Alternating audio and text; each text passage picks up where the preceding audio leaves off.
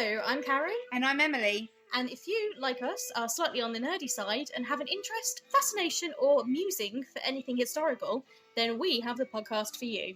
Our podcast, A Nice Cup of History, takes a historical event, place, or person and delves into the facts, fictions, and myths surrounding it, all whilst enjoying a nice cuppa, or sometimes something stronger.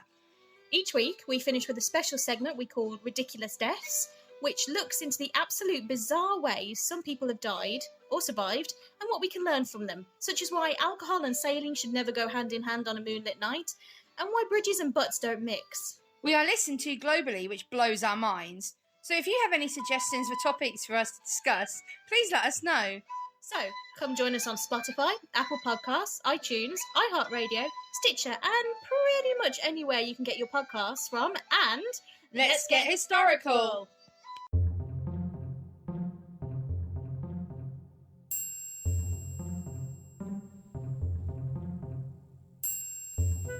On this episode of Common Mystics, we continue our salacious story out of Isadore, Michigan. I'm Jennifer James. I'm Jill Stanley. We're psychics. We're sisters. We are common mystics. We find extraordinary stories in ordinary places, and we're ready for part 2 of Isadore, Michigan. So, guys, just to recap where we left off. Isadore, Michigan. A 33-year-old nun, Sister Janina, is missing on the day of August 23rd, 1907. It would be 11 years before any trace of Sister Janina will be found.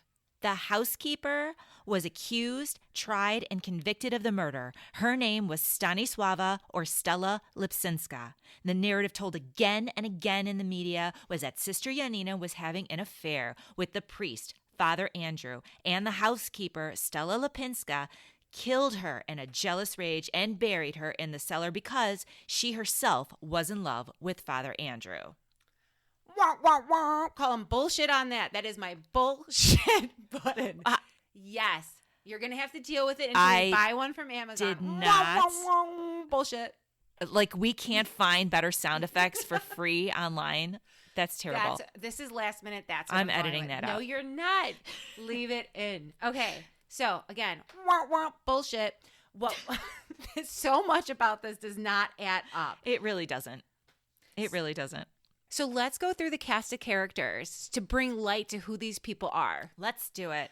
Let's start with Stella, yes. The housekeeper. Yes. Okay, so well, remember, we are talking about Isadore, which is a Polish community. Right. That was established by Polish immigrants from Poland who were originally then in Milwaukee, Wisconsin, who settled in Isadore. Like the Pilgrims, but not. I remember that. They're Polish pilgrims. Yes, Polish pilgrims. I like them.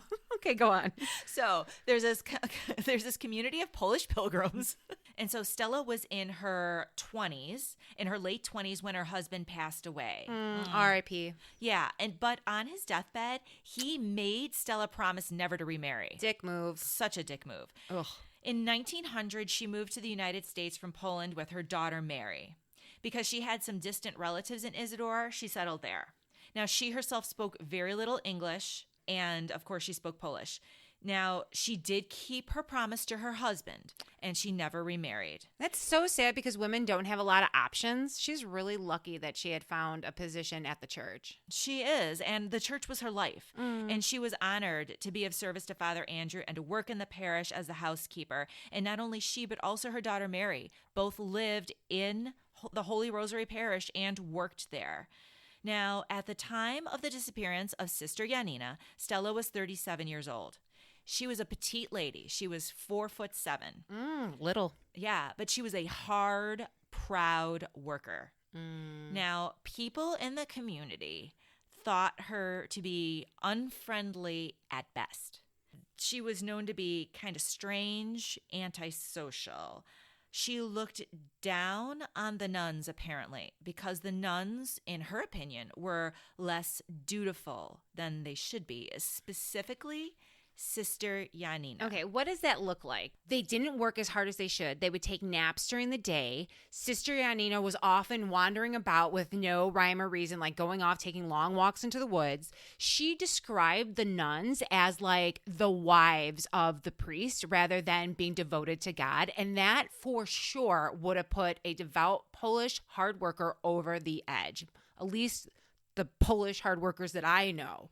Right. You get the feeling reading about Stella that she felt that the nuns thought that they were above her, that they didn't have to work as hard, that their priorities were different. Do you know what I mean? Right. Instead of working harder because they had a more serious connection to the Lord and to the piety of the church, they worked less. Ugh. Oh. Right. So anyway. Sisters. Wah, wah. So we read about Stella. We kind of identify with Stella. Right. Like I was saying, like the Polish woman I know, that what we're describing really fits within what we know of Polish immigrants coming to the country, the pride in their hard work, the devotion that they have to the Lord. So this like checks out for me. Well, not only that, but the community of Isadore feels in some ways kind of familiar because of our own family who settled in the south side of Chicago in a Polish community. It's not the same. So I think us having that experience growing up in a situation where you have a Polish community and you see the way that life revolves around the church, like this whole situation kind of felt familiar. So when I think of how Stella was so proud in doing her work, it really reminds me a lot of Grandma. Me too. How Grandma used to look like there wasn't a lot of things that would impress our grandma. True. But one of the things that she really was prideful about or would be impressed by someone is not only was their house clean, but they did it themselves. Very true. If you knew how to clean a house, if you knew how to take care of your things, that was huge on the grandma meter. Right. Hard work was everything. Hard work. And she taught us how to clean hard. That's really not how I saw it. I actually have childhood memories of me like just having a peaceful Saturday morning with the Muppet Babies and Your like my bowl of cereal. cereal. Yes, Captain Crunch, Crunch Berries. And you being like, oh, we're going to help grandma. And then me being like chained to something, like sweating and working hard for hours. Like cleaning her garage, like scrubbing her garage floor type cleaning. Her garage floor is literally cleaner than my kitchen counters. Exactly. So in my opinion, nobody is a harder worker than an old Polish woman. And I'm going to stand by that statement. Oh, yeah, 100%. Like the garage floor, we picked up everything in her garage, wiped it down, put it outside. Then we wiped down the floor. I think our listeners get it. Yeah. No, keep going. That was like hours. It was like an entire day. Right. Moving on. So in a nutshell, we felt not only that we could identify with the community and the people in the community, but specifically Stella felt like someone that could literally be on our family tree, to be quite absolutely. honest. So let's move on to another one of the cast of characters. Sister Janina. How do you solve a problem like Janina? Yeah. So she was one of the three nuns who lived and worked at Holy Rosary. She was 33 years old. She was the mother superior at the little convent. The other two sisters were Sister Mary Angelina and Sister Mary Josephine.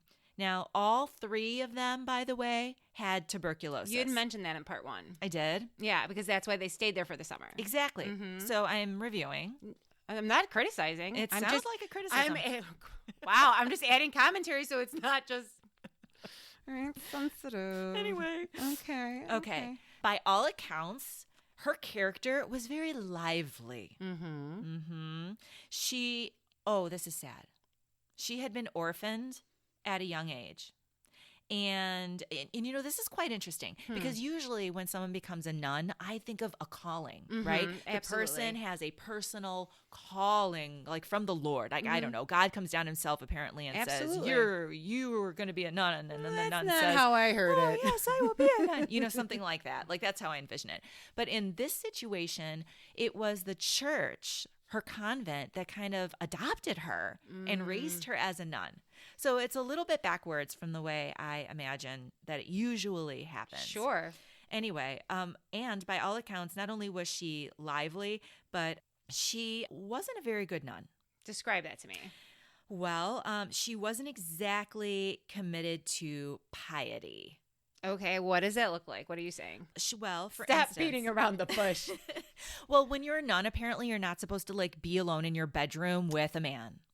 And Sister... That seems fair. Like, that seems to check out. That's reasonable. You think that's a reasonable rule in the for non-rule book? sure. Okay. Yeah. Well, apparently, Sister Yanina was often and repeatedly behind closed doors with men. Now, when I say men, I'm talking about one, Father Andrew.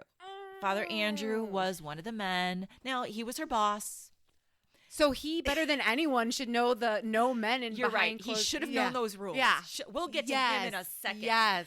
But not only that, but also the doctor. Now, these days, of course, you're going to see your doctor behind a closed door, right? Yeah. But back 120 years ago, no, nuns aren't behind closed doors, even with a doctor, because I you're have a nun. to stop you with like a men doctor. You've got someone in with you. Yeah, I know. Yeah. Even when I get checked out for my moles and shit. 100%. There's always someone. There's in a the woman in the room with me. Yeah. Yes. So, Anyway, yeah. so she was behind. All right, good point. So even today, damn it, you shouldn't be alone. Is she behind closed Maria door. von Tramp? Really? It's true. Oh God. How'd you catch a cloud and pin it down? All right. So, here's another thing. In addition to all of the questionable hoochie coochie behind the scenes, behind closed doors situation with men, she apparently wasn't a hard worker. And during chore time, she would be found traipsing around the woods singing. Wow. See, now if I were Stella, 100%, I would be so angry. Like I'm triggered by that. Like Yeah. men, nothing, who cares, whatever. But like work time, you're just walking around singing. Like The Hills Are Alive. Yeah. Yeah. Yeah. You know what? I never thought of the other nuns in that movie. When I saw Maria twirling around Julie Andrews, I never thought to myself, shouldn't she be doing something right now? Isn't there a chore she should be up to? I never thought about it. This story has ruined the Sound of Music for me. Well, I wouldn't go that far. Okay. I wouldn't go that far. That's there was a line, you went right over Did it. I step over it? All right. We still love Sound of Music. All right. Do you think Georg's hot? You do. I can tell in your face. She just smiled all big, and she really Christopher did. Plummer, we need to get back to the outline. I'm sorry. Go on. Side note. All right. Anyway, so it appears that Yanina she probably wasn't a bad person. She just wasn't cut out to be a nun. Okay? Well, it seems like you said she wasn't called to be a nun. The Right. nuns raised her to be a nun. And by the way, there was a rumor about her that was circulating around the time of her disappearance. And that was that she was pregnant. Well, she brought that on herself. She shouldn't be behind closed doors with men. It was You a don't seem to rule. be very empathetic to Sister Yanina. So let's move on to Father Andrew. I'm not angry with her. I'm just saying that, You're angry at her actions? exactly. Okay. Exactly. Father Andrew. Father Andrew. He was an eccentric. He was a weirdo. That's wow. I'm oh my sorry. gosh. I shouldn't say weirdo. He was an Wow. eccentric. You're being so hard on now this mofo. He was weird. Okay, go on. Okay, Tell so me about he him. had a menagerie of exotic animals at the parish. Oh my god. Right. What does that even mean? Didn't I just say it's like Michael Jackson before his time? You know what? When you said that, I literally thought Tiger King. Really? Yeah, full on. I was like, Father Andrew. My whole impression of him changed. Okay, he had parrots, foxes, and crocodiles. Foxes are cute. Crocodiles? No way. No. Look at the Sheila. Okay, sorry. And by the way, who do you think was taking care of those animals? It wasn't Father. Stella. It would've been Stella Oh my taking care of the god. animals. See? Oh. Anyway, so Father Andrew was also 33 years old. He was really strict. He had a reputation of being strict, and if you were a schoolboy who attended the Holy Rosary School and you were acting out, he would hit you. Father Andrew good old days. would hit the children. But I bet they didn't do it again. He also looked down on people who were not completely devoted to the church. He was very outspoken. If you didn't, show your piety, come to church. Do you think those were the conversations he was having behind closed doors with Sister Yanina? I'm sure that's what it was. I'm sure. He was like, Yeah. you need to follow the rules. Here I am breaking them. Right. I'm sure that's what they were talking about. Yeah, but I think it's important to remember, he was the one in charge in this little community. This whole community revolved around the church. He was in charge of the church. He was kind of like the de facto mayor, kind of. What was his relationship really like with Stella? Well, he and Stella got along. She had sure, she cleaned up after his exotic animals. Right. No, apparently they got along, and he was fiercely loyal to her. And we'll see later, like through all of these trials and tribulations that Stella has, that he stands up for her. And he never believed her to be guilty of the murder of Sister Janina. As a matter of fact, I think you mentioned even after her conviction and Stella being put away, he still was using his own money to find out and investigate what really happened to Sister Janina. So Right. that's I think that says a lot. It does say a lot. I do. All right. So we have another person that we want to talk about, and that's the doctor. The doctor. The doctor. Dr. George Freilich, who apparently also spent a whole lot of time behind closed doors with... Question. Yes. Question. Yes. Now, I know you're going to say Janina. Did he spend, or has it been reported that he was going to the other nuns' rooms who also had tuberculosis? He was not. So somebody had a favorite. You're absolutely right. All three had tuberculosis, and he spent most of the time and made many, many more visits to Sister Janina. He was her personal physician. Yes, he sure was. So if she were pregnant, he would have known. Oh, absolutely. And he also, by the way, also would have had an opportunity to father the child.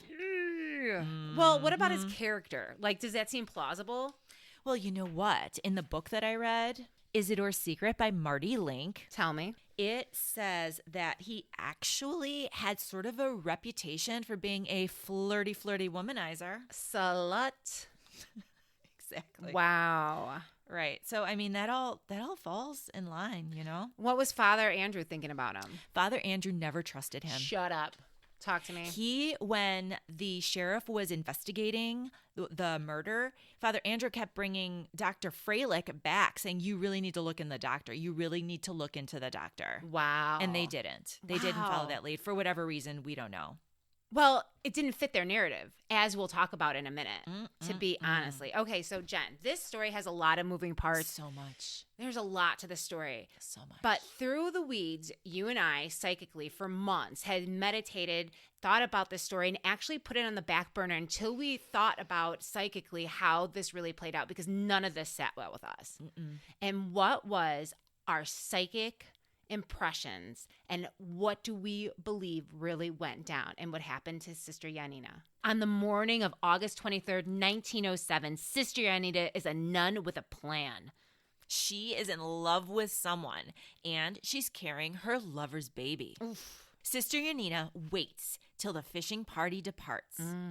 The staff returns to work, and the other sisters to their chores or to their cells to take their naps. She takes advantage of everyone being gone fishing or busy with the preparations for the bishop's visit. And that moment, she leaves Holy Rosary. She leaves without her scapular and her prayer book, two things that a nun should never leave behind. When you say she leaves, you mean she's leaving the church and physically, or do you mean that she is literally leaving her calling, leaving the life of a nun? Excellent question. I say both. And I think that the fact that she left behind things like her scapular and her prayer book show that she was leaving her faith behind in some respects, or at least The calling or the position. piety, yes. The nun, the whole life of a nun, she was leaving behind. So she left. Where did she go? She went to the woods, and she paces, she sings, she hums, and she waits for someone to come and get her there in the woods. And it appears that she was waiting for quite a bit of time by the footprints that were found there, and the fact that there were men in the area who heard singing that evening. Now, we surmise that she must have been getting worried that her companion may not come. But eventually, we believe that she's picked up on the road where the dog lost her scent. Now, why would she take such a drastic step and leave the church, Jill? Well, she was leaving the life, like we said. She was leaving the church. She was leaving her position. She wasn't cut out for the holy cloth. She never chose this life. This life chose her. Yeah. So, Where was she going? we believe that she was headed off to start a new life with her lover. I believe that she thought that she was going to run away with her savior and start a beautiful new life. As a mom? As a mom. Probably somewhere outside of the community, because that probably would have been looked down on. So psychically, what do you think happened after she was picked up by her companion or whomever picked her up? I think she was ambushed by her lover and tricked. And said, hey, now that you're here, we're going to get you an abortion. Because he never, ever planned on leaving with her. He just wanted to get her away from the church to have the abortion. He didn't plan on killing her, but he just wanted that baby gone. Because he wasn't going to leave with her. He had a life there. So what happened next? So there was a botched abortion. And she ended up dying of her injuries when they tried to terminate the pregnancy. This is all our conjecture, our psychic beliefs. And then after she passed away from the botched abortion, they brought her body back to the church and buried her in the cellar, in the crawl space. And they did it for 2 reasons. 1, to get rid of the body, but 2, also to implicate someone at that church. And that unfortunate soul ended up being poor Stella. There's another reason too. Tell. Well, the church is notorious for keeping things in house. Oh, look at you.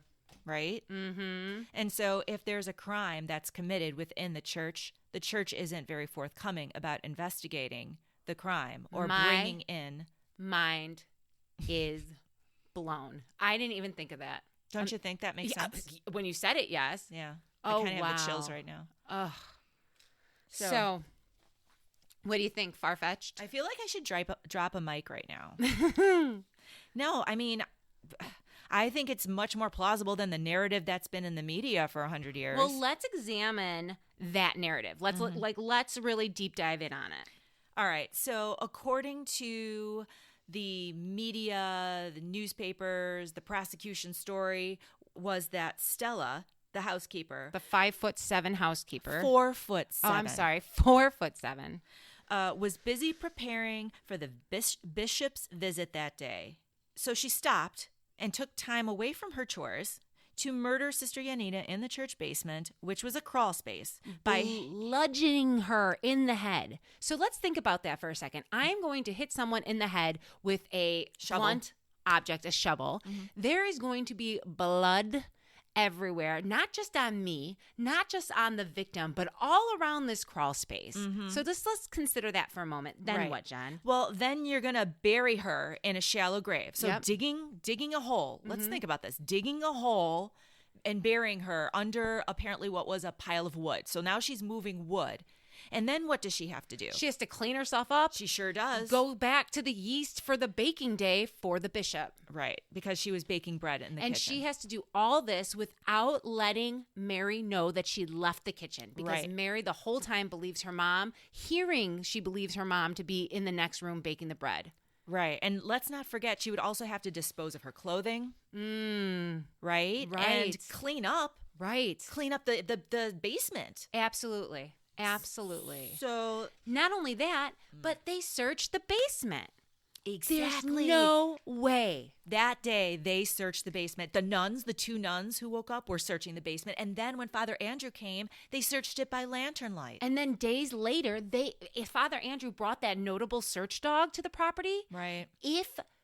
If this happened the way the prosecution believed it did, then the dog would have very least, have found the body, if not traces of blood and bloody clothing from anywhere around Stella. Right. In fact, Jill, there was absolutely no physical evidence found supporting this alleged crime. So what did the prosecution have? Like, how did anyone listen to this and be like, there's no evidence, guys? Well, what they did have was a bitch-ass undercover police officer. What? Where do you get one of those? So there was the sheriff. Okay, so the sheriff hired an undercover officer to pose as a friend to Stella in jail, okay? And this undercover officer was paid more if she could get Stella to admit that she committed this crime. Conflict of interest? Yeah, I mean, exactly. Yeah. So, and what you have is Stella said that she never confessed to the crime. And the bitch-ass police officer says that she did. Well, did she ever sign a confession or anything like that? They tried to get her to sign a confession, but she wouldn't. And they even tried to get her to I'm getting ahead of myself. Tell me, what did they do? They even tried to get her to sign a blank statement. And they were like, oh, we'll fill it in later. Wow. But she didn't. So proud of Stella. I know. fucking bitch. Okay. What other dick moves did the sheriff do? Okay, so while Stella was in jail, she reported being tortured by her jailers. Oh my God, what does that even mean? Okay, Poor so Stella. apparently they were like trying to make her crazy. They, according to her, they were trying to make her crazy. They were tormenting her. They had taken a skeleton and like strung it up marionette style and like moved the skull and was like, "You killed me. I am Sister Yanina. You killed me." Yeah. Oh my God. That's what she reported. Okay, so tell me about her lawyer. Speak to me. They refused to let her see her lawyer or her defense team. Like they would go to the jail and be like, "Hey, we're here to see Stella." And the sheriff's people would be like, "Yeah, no, you're not allowed to see her." So he didn't even get to talk to her. She did not get to talk to her He didn't defense even know team. if she was well or not. Oh my gosh. Yeah. So that bitch ass female undercover officer said that Stella confessed to the crime and to a priest in Milwaukee. And Stella said that no, that never really happened. So obviously the sheriff stopped investigating any potential criminal to this crime and really cultivated his own evidence to support his theory. Exactly right. Ugh. I know, it's terrible. That is terrible. But there was another problem here. Tell me about it.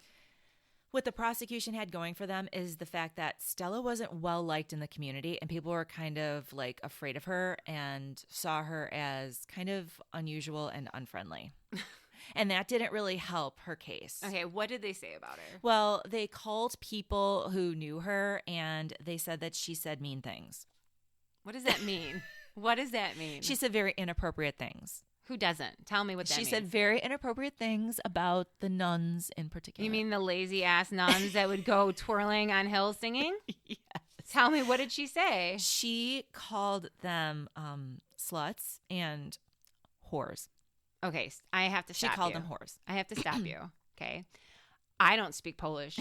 I don't speak Polish either. However, We grew up around a lot of Polish-speaking people. Polish was our people's first language. That is true. And although we were able to pick up on some words, the one that I know the best is the word for whore. That is true. We do know the word for whore. We don't know a lot of Polish, but we know the word for whore. Maybe a prayer or two, but whore was used quite a bit. It was very versatile. That is an excellent point. So if you were driving down the street, someone cut you off, whore, right? If you got stuck by a train, whore. Exactly. Stub your toe. Whore. Exactly.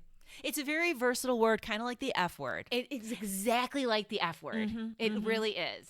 So the fact that she was saying whore all the time Right. or referring to someone as a whore, like, yeah, Right. that's So that's this what made some her- Polish people would do, at least our Polish people. Our Polish people said this word all the time. I'm sure my aunt calls me a whore.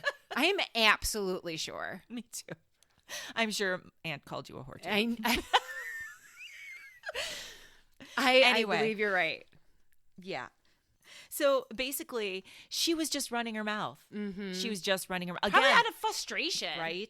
But what an asshole thing to do if you're her friends, like the people that she trusted in the community, to be like, oh, yes, I did hear that. So you know what? We understand her. Like, this seems completely natural that Stella would call the nuns whores. Yeah, because we have some Empathy and understanding of who Stella was. because of our own circle of reference. That is exactly so right. it would have been helpful if someone on the jury had that same kind of familiarity with Polish people and this community in Isadore. Yeah. So who was on the jury? No women and no Polish people.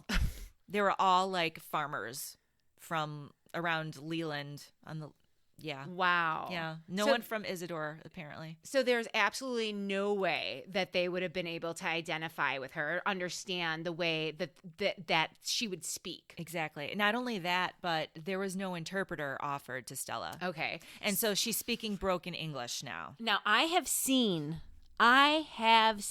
distraught, highly emotional Polish women Yeah. speak Polish. Oh, yeah. Jennifer. It's scary. It's You don't want to see that. wow. I understand. Can you describe to me how mom would God.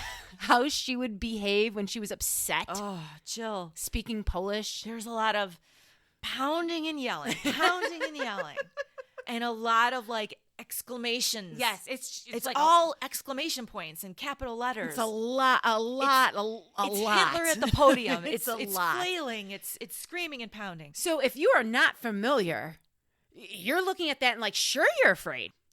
So absolutely guilty.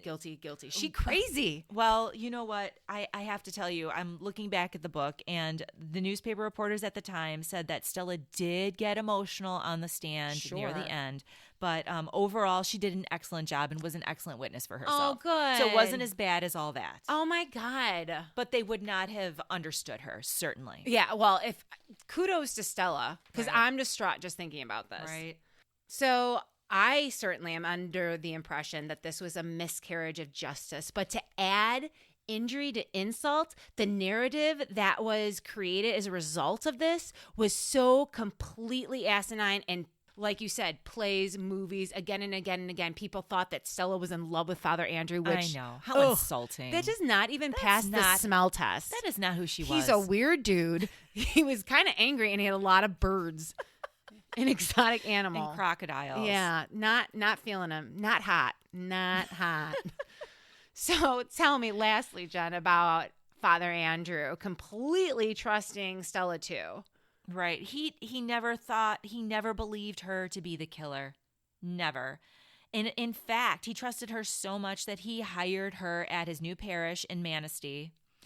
And he never, ever stopped investigating on his own, using his own personal money and funding to try to find the real killer. Wow. And I'll just finish off Stella's story. First, she went to prison. She was convicted, like we said, and she was sentenced to life in prison. That is correct. She was sentenced to life. She was convicted and sentenced to life in prison. Eventually, she was paroled by the governor of Michigan years and years later. After her release from prison, the Felician Convent in Milwaukee hired Stella as a cook, even though she was convicted of killing one of their own. Somebody didn't do a background check. Didn't run that name through the system. Show didn't use ZipRecruiter. Show didn't. Oh my gosh. And she was employed there for over 30 years before her death at the age of 92. So it seems like not even like Father Not even Andrew the nuns believed that she was a murderer. Not even the nuns. And the governor like paroled her. He was like, you know what, guys, this She's is not just dangerous. This is kind of this ridiculous. is just too much. Ugh. Yeah, it's far more likely that the hard-working Polish woman was just disgusted at the nuns' lack of piety and laziness. Absolutely. And that would explained make her behavior. That would make anyone cranky. Right. Whores. In conclusion. You make me spit my water out. Maybe you don't believe our psychic theory is plausible. I totally do. I know you do. I do say so myself. Even if you don't believe our psychic theory is plausible, you have to accept that it is improbable that the housekeeper Stella killed Sister Janina and buried her in the church basement and then went back to her chores that day. Absolutely. The body would have been found during the extensive search that followed in the days and weeks after her disappearance. So, Jen. Yes. Let's debrief. Let's do it. So much going on in the story. Let's talk about it. First, clues. I was feeling that witch hunt. Yes. And I think I found the witch hunt. Checks out. It totally checks out. Familiar. Oh my gosh. These people are family. Stella is our family. It's true. And, Not literally, but I feel like Stella is family. Absolutely. And her name. Jennifer. What? Let me remind you when we were in the car and you're like, I want to go to this cemetery. I was like, we're not going to that cemetery. Do you recall what cemetery you wanted me to drive to? No, I remember it had some Polish name, though. It did have a Polish name. What was it? I'm not going to read the Polish name, but I'm going to tell you that Polish name cemetery is the Holy Rosary Catholic Cemetery in Isadore, Michigan. Are you serious? Where Janina's body was buried after the sexton, not dirty, put her body there. Get out of here. Swear to you.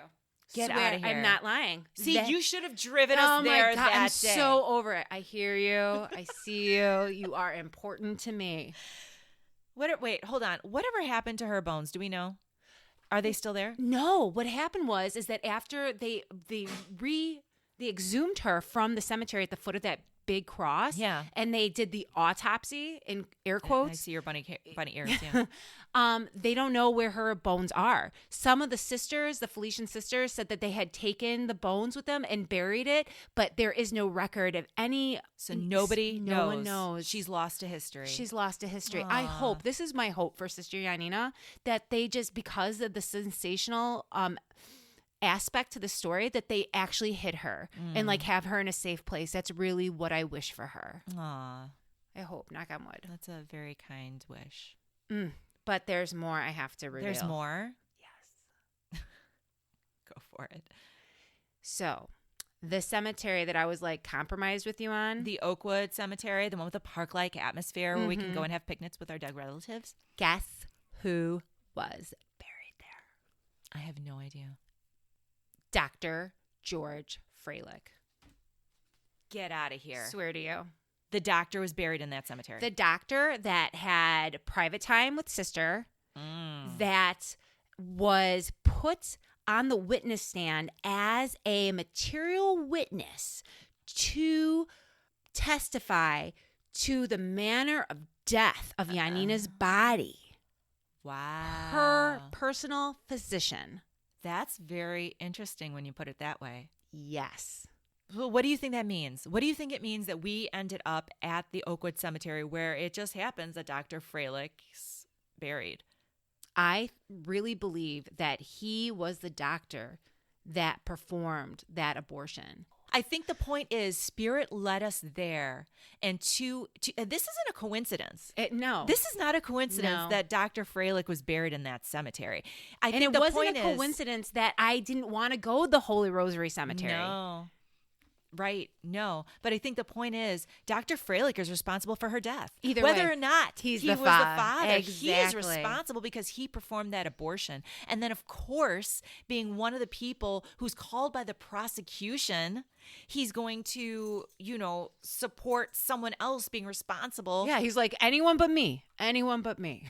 This is unbelievable. So I have a question to you. So we already talked about Stella being like family to us, She right? feels like family. She's so close to us that, as we discussed, we can't even decide whether or not we like her because Right. she's just like, it doesn't matter. She's family. Right. It's like your Aunt Jan. Exactly. Do you like your Aunt Jan? Well, It's Aunt Jan. You're right. I mean, what are you going to do? So, do you think that clouds our judgment at all?